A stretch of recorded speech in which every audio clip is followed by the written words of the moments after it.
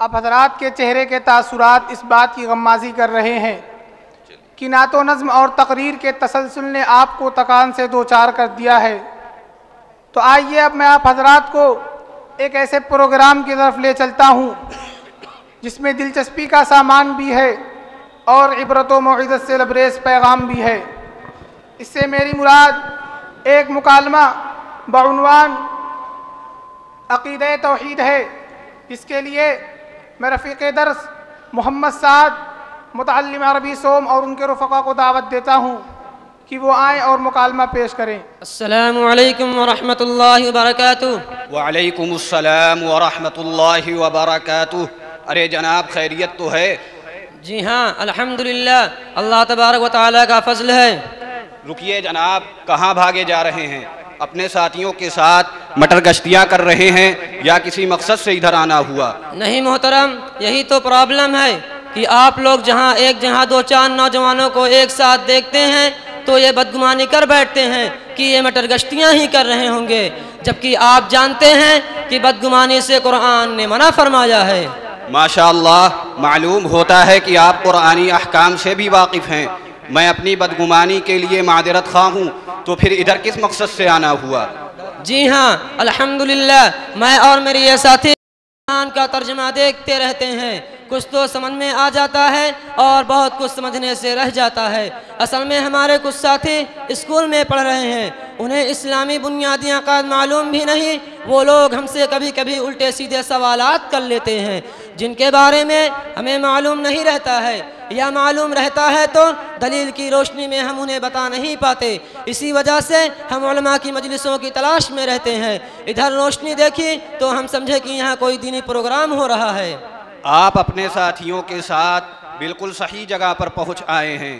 یہاں علماء کی ایک بڑی تعداد موجود ہے، ان الٹے سیدھے سوالوں کے جواب بھی یہاں مل جائیں گے جو آپ کے اسکولی ساتھی آپ سے کرتے ہیں۔ ماشاءاللہ، پھر تو آج کا یہ دن مبارک ہے، یہاں رحمت کا نزول ہو رہا ہے۔ علماء کرام قرآن و حدیث کی روشنی میں ہمیں اپنے ننارے انداز سے خطابت کی شعلہ نمائیوں سے مستفیض فرمائیں گے۔ کیا آپ عالم بھی ہیں؟ نہیں جناب، میں ابھی پورا عالم نہیں ہوں، ابھی علم حاصل کر رہا ہوں، لیکن آپ اپنا سوال پیش کیجئے، انشاءاللہ جواب دینے کی بھرپور کوشش کروں گا۔ میں آپ کے سامنے وہ سوال رکھ رہا ہوں جس کا جواب دلیل کی روشنی میں اسکولی ساتھیوں کو میں نہیں دے سکا تھا۔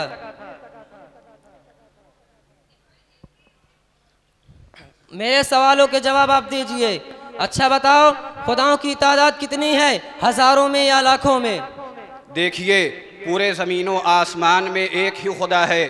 قرآن کریم جو سب سے بڑی انقلابی کتاب ہے اور اس کی صداقت میں کسی قسم کے شک و شبہے کی گنجائش نہیں، اس نے ہمیں اسی کی تعلیم دی ہے۔ چنانچہ آپ کے سوال کا جواب قرآن یوں دے رہا ہے: اعوذ باللہ من الشیطان الرجیم، بسم اللہ الرحمن الرحیم، وَإِلَٰهُكُمْ إِلَٰهٌ وَاحِدٌ لَا إِلَٰهَ إِلَّا هُوَ الرَّحْمَٰنُ الرَّحِيمُ۔ اور لوگو، تمہارا معبود خدائے واحد ہے، اس بڑے مہربان اور رحم والے کے سوا کوئی عبادت کے لائق نہیں۔ ایک دوسری جگہ قرآن شریف نے اس مسئلے کو اس طرح سمجھایا ہے: اللہ لا الہ الا هو الحی القیوم۔ خدا وہ معبود برحق ہے کہ اس کے سوا کوئی عبادت کے لائق نہیں، زندہ ہمیشہ رہنے والا۔ حضرات، آپ میرے سوال کا بھی جواب دیں گے؟ جی ہاں بالکل۔ اگر دنیا میں بسنے والے انسان خدا کی وحدانیت کی شہادت و گواہی نہ دیں تو؟ خدا تعالیٰ کو اس کی کوئی پرواہ نہیں کہ کوئی اس کی وحدانیت کی گواہی دے یا نہ دے، کیونکہ خود رب العالمین، ملائکہ اور اہل علم خدا تعالیٰ کی وحدانیت اور اس کے یکتا ہونے پر شہادت و گواہی دے چکے ہیں، جس کو قرآن نے ان الفاظ میں بیان کیا ہے: شہد اللہ أنه لا إله إلا هو والملائكة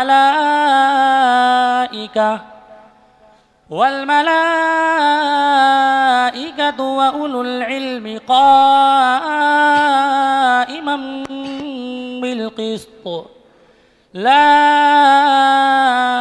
إله إلا هو العزيز الحكيم۔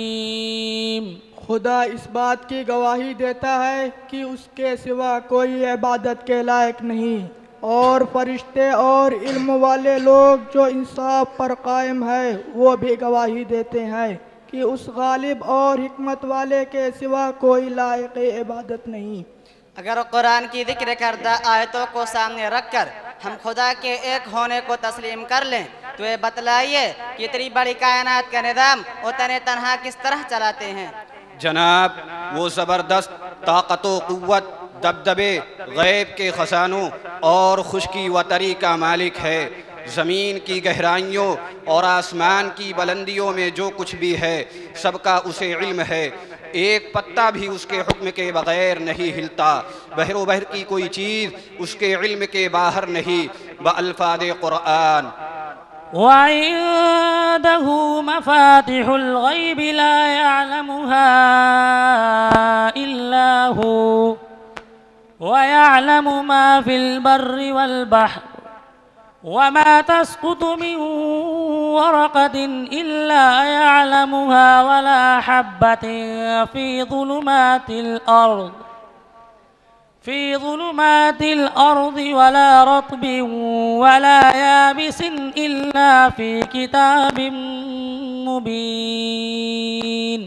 اور اسی کے پاس غیب کی کنجیاں ہیں جن کو اس کے سوا کوئی نہیں جانتا، اور اسے درختوں اور دریاؤں کی سب چیزوں کا علم ہے، اور کوئی پتا نہیں جھڑتا مگر وہ اس کو جانتا ہے، اور زمین کے اندھیروں میں کوئی دانہ یا کوئی ہری یا کوئی سوکھی چیز نہیں مگر کتاب روشن میں لکھی ہوئی ہے۔ محترم، بڑا تعجب ہے کہ تنہا ایک خدا آپ کے بقول سارے عالم کا انتظام و انصرام خود کر لیتا ہے، کہیں ایسا تو نہیں اس کی بہت سی اولادیں اور اعوان و انصار ہوں اور آپ کو اس کی خبر نہ ہو؟ برادرم، آپ کو جو تعجب ہو رہا ہے وہ قرآنی علوم سے ناواقفیت کی وجہ سے ہو رہا ہے، اس لیے کہ آپ نے دنیا کے بادشاہوں پر خدائے وحدہ لا شریک کو بھی قیاس کر لیا ہے۔ دنیا کے بادشاہ ہر کام میں دوسروں کے محتاج ہوتے ہیں، اس لیے انہیں مددگاروں کی ضرورت پڑتی ہے، جبکہ خدا تعالیٰ ہر طرح کی مجبوری اور احتیاج سے بالکل پاک اور مبرہ ہیں، اور نہ انہیں اولاد کی ضرورت ہے اور نہ ہی اعوان و انصار کی۔ قرآن نے ببانگ دہل اس کا اعلان ان الفاظ میں کیا ہے۔ بسم اللہ الرحمن الرحیم۔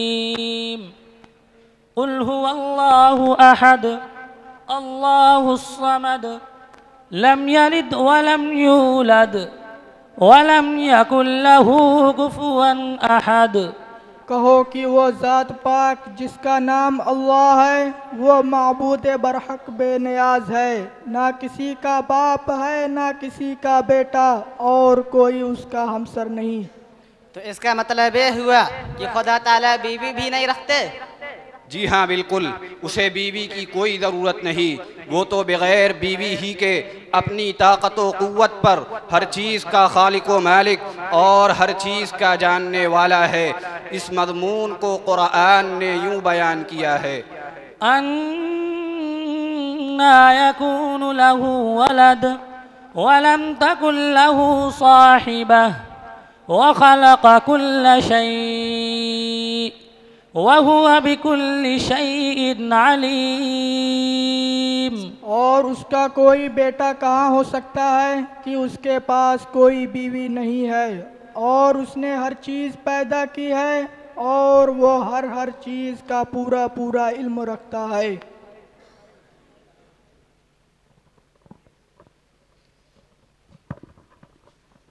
ماشاءاللہ، آپ حضرات کی علمی اور قرآنی دلائل پر مبنی گفتگو کو سن کر بہت سے شکوک و شبہات کا ازالہ ہوا۔ الحمدللہ، ساتھ ساتھ یہ بھی اشتیاق پیدا ہوا کہ آپ کے سامنے کچھ ایسے اشکالات پیش کروں جو عرصہ دراز سے میرے ذہن میں گردش کر رہے ہیں۔ امید ہے کہ آپ میرے سوال کو سنجیدگی کے ساتھ سن کر جواب مرحمت فرمائیں گے۔ جی ضرور، آپ اپنے سوالات ہمارے سامنے پیش فرمائیں۔ اگر ہم ضرورت محسوس کریں گے تو اپنے بڑوں کی طرف رجوع کریں گے۔ اللہ تبارک و تعالی نے اپنے بندوں سے اپنی عبادت کا مطالبہ کیوں کیا؟ آپ کا سوال تو انتہائی اہم ہے۔ اس کا جواب دینے کے لیے میں اپنے شیخ کو بلانا چاہتا ہوں۔ شیخ کو بلا کر لے آئیے۔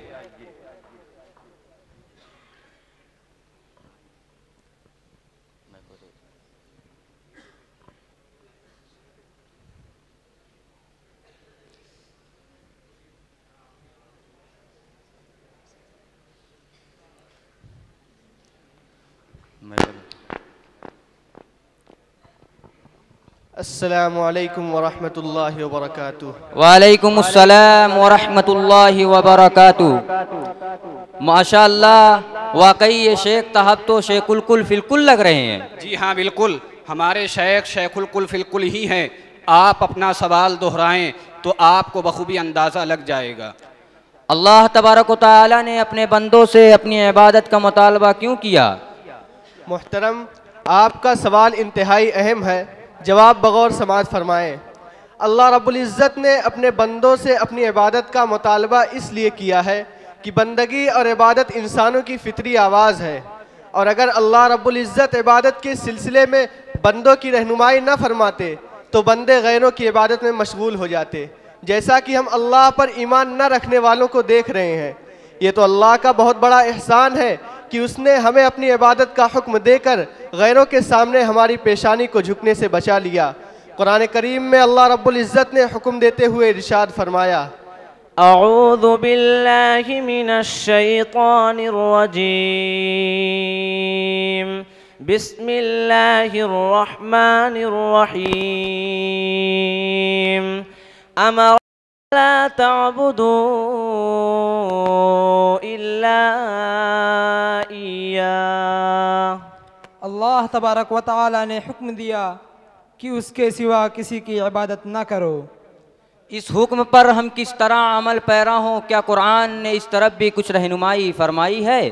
جی، قرآن آپ کے سوال کا جواب یوں دے رہا ہے، أَلَّا نَعْبُدَ إِلَّا اللَّهَ وَلَا نُشْرِكَ بِهِ شَيْئًا وَلَا يَتَّخِذَ بَعْضُنَا بَعْضًا أَرْبَابًا مِّن دُونِ اللَّهِ، کہ خدا کے سوا ہم کسی کی عبادت نہ کریں اور اس کے ساتھ کسی چیز کو شریک نہ بنائیں، اور ہم میں کوئی خدا کے سوا کسی کو اپنا کارساز نہ سمجھے۔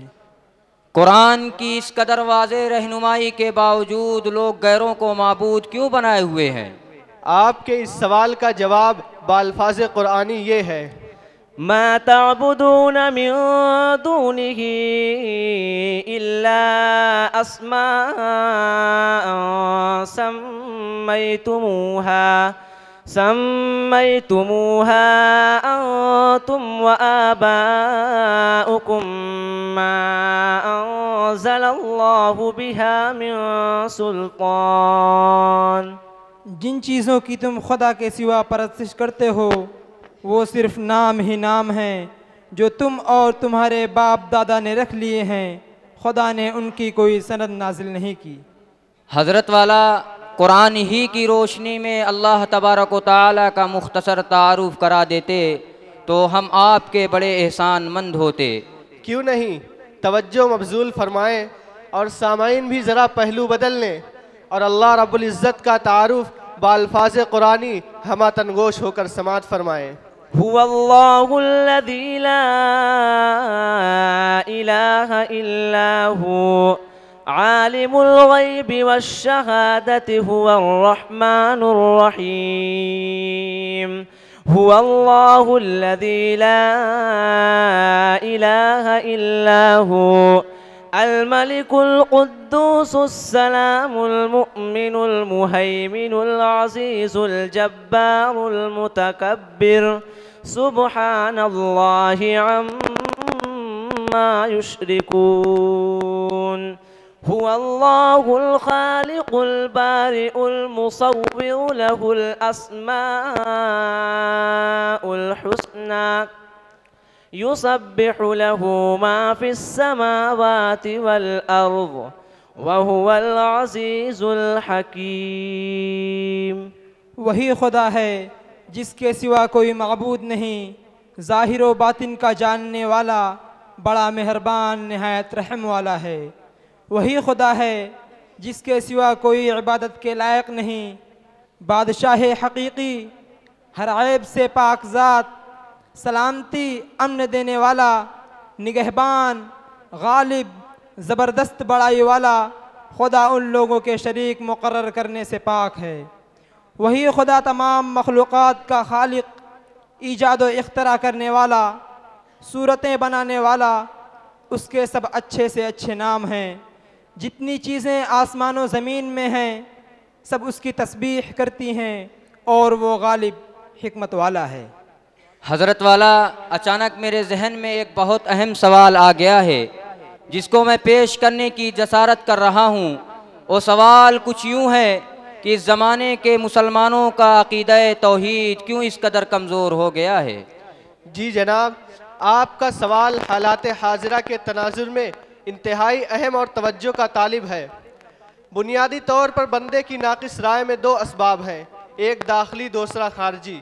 عقیدہ توحید کی کمزوری کا داخلی سبب تو یہ ہے کہ آج کل کے مسلمان بے عملی اور بدعملی سے آگے بڑھ کر کھلے عام گناہوں کا ارتکاب کرنے لگے ہیں، جس کی وجہ سے دلوں میں سیاہی پھیلتی چلی جا رہی ہے، اور قرآن و حدیث کی روح سے یہ بات مسلم ہے کہ گناہوں کی کثرت دلوں کو زنگ آلود کر دیتی ہے، اور زنگ آلود دلوں میں عقیدہ توحید کا مستحکم اور مضبوط رہنا بہت مشکل ہے، جیسا کہ قرآن کہتا ہے كلا بل ران على قلوبهم ما كانوا يكسبون. ہرگز نہیں، بلکہ ان لوگوں کے قلوب کفر کی وجہ سے زنگ آلود ہو چکے ہیں۔ اور خارجی سبب بھی بغور سماعت فرما لیں کہ اس زمانے کے مسلمانوں کا یہ بہت بڑا عالمیہ ہے کہ اس پرفتن دور میں جہاں ہر چہار جانب سے باطل طاقتوں کی طرف سے عقیدہ توحید پر یلغار ہے، وہیں مسلمانوں کی طرف سے عقیدہ توحید کے تئیں حد درجہ غفلت بھی اس کمزوری کا ایک اہم سبب ہے، جبکہ حالات کا تقاضا تو یہ تھا کہ عقیدہ توحید کو مستحکم اور مضبوط رکھنے کے لیے ہر طرح کی انفرادی اور اجتماعی کوششیں بروئے کار لائی جاتی اور اس میں کسی طرح کی کوتاہی اور لاپرواہی روا نہ رکھی جاتی۔ امید ہے کہ آپ کے سوال کا جواب مل چکا ہوگا۔ جی الحمدللہ، آپ نے بڑا معقول جواب دیا۔ آپ کے اس جواب سے عقیدہ توحید کی اہمیت کھل کر ہمارے سامنے آ گئی۔ آخر میں چلتے چلتے ایک اور سوال کا جواب دینے کی زحمت گوارا کریں گے؟ جی بالکل۔ کیا عقیدہ توحید کے بغیر آخرت میں کوئی اپنے اعمال کی بنیاد پر کامیاب ہو سکتا ہے؟ نہیں جناب، ایسا ممکن نہیں۔ اگر کوئی شخص یہ گمان رکھتا ہے تو یہ اس کی خام خیالی کے سوا کچھ نہیں، اس لیے کہ عقیدہ توحید وہ اساس و بنیاد ہے جس کے بغیر اللہ رب العزت کے یہاں بڑے سے بڑا عمل بھی ہو تو مردود قرار پاتا ہے، کیونکہ عقیدہ توحید کی ضد کفر و شرک ہے، اور جو شخص بھی کفر و شرک کے ساتھ اس دنیا سے چلا جائے اس کے اعمال قبول ہونے کی بات تو دور، اگر وہ بطور فدیہ پوری دنیا بھی دے دے تو اس کو سختی کے ساتھ رد کر دیا جائے گا۔ پہلے اعمال کے مقبول ہونے کے لیے عقیدہ توحید کا اساس و بنیاد ہونا بالفاظ حدیث سماعت فرما لیں، بعدہ قرآن کے الفاظ آپ کے گوش گزار کیے جائیں گے۔ بسم اللہ الرحمن الرحیم وبالسند المتصل منا إلى الشيخ الإمام الهمام الحافظ الحجة أمير المؤمنين في الحديث مسلم بن الحجاج بن مسلم القشيري النيسابوري رحمه الله تعالى أنه قال حدثنا عبيد الله بن معاذ قال حدثنا أبي قال حدثنا عاصم عن أبيه أنه قال عبد الله قال رسول الله صلى الله عليه وسلم بني الإسلام على 5 شهادة أن لا إله إلا الله وأن محمدا عبده ورسوله وإقام الصلاة وإيتاء الزكاة وحج البيت وصوم رمضان۔ إن الذين كفروا وماتوا وهم كفار فلن يقبل من أحدهم